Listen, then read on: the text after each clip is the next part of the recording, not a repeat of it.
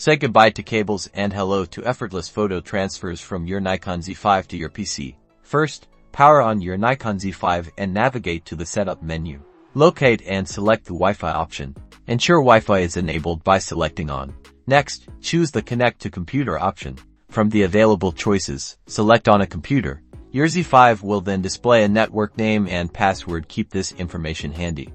Now, switch to your PC. Open the Nikon SnapBridge application. If you don't have it, you can download it from Nikon's official website. In SnapBridge, you'll be prompted to connect your camera.